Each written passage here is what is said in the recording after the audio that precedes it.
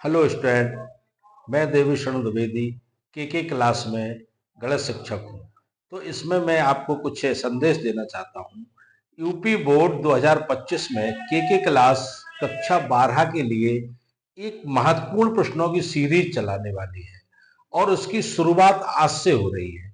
तो उसमें एक सिलेबस के बारे में आपको बताया गया उन छात्रों के लिए जो ब्रिलियंट है, बहुत जगह पढ़ते हैं, साल भर कोचिंग पढ़े हैं, लेकिन उन्होंने उनको इतना ढेर सारा पढ़ा दिया गया कि अब वो क्या पढ़े, उनके दिमाग में ये नहीं रहता।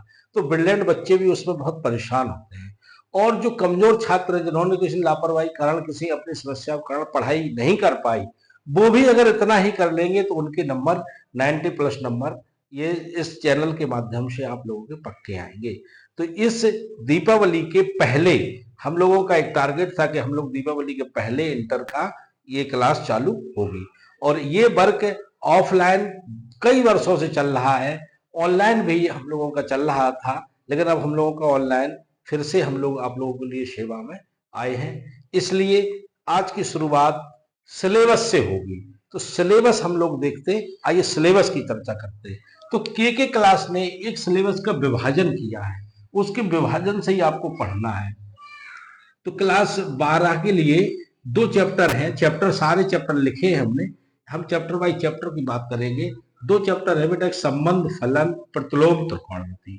ये दोनों 10 नंबर के आने हैं। फिर हमारा आव्यूह और सारणिक, ये भी दोनों 15 नंबर के आने हैं। और सदिश और त्रिवी में इन दोनों का आप पेयर बनाओगे तो 18 नंबर के आना है।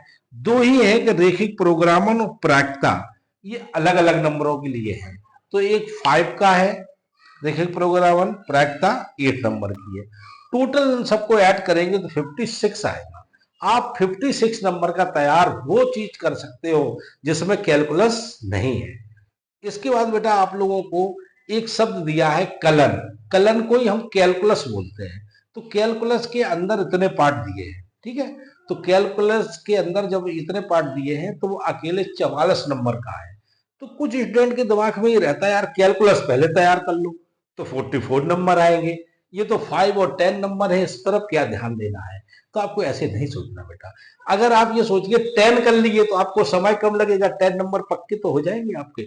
आपने मतलब 15 कर लिया तो पक्के हो जाएंगे। इसमें आपका कोई भी चैप्टर करोगे नंबर पक्के नहीं होंगे, आपको नंबर 44 आप नहीं ला सकते हो।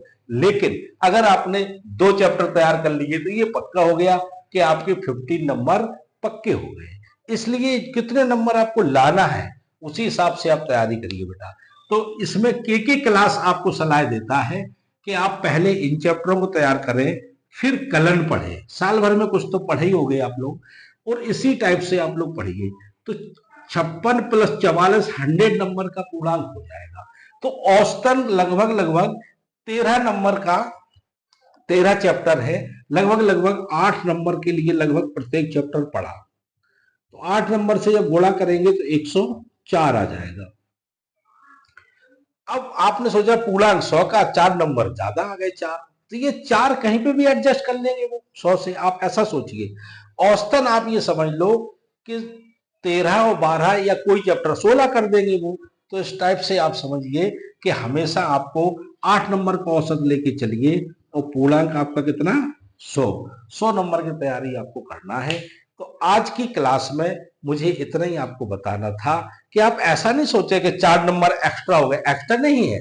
आप औसत लेके चलो कि आपको जो चैप्टर तैयार हो गया उसमें 8 नंबर हो गए। आपको ये चैप्टर हुआ 8 नंबर हो गए, ये चैप्टर करो 8 नंबर हो सकता को 4 ही नंबर हो, तो ये 4 अपने आप ऐड हो जाएगा कहीं ना कहीं ना।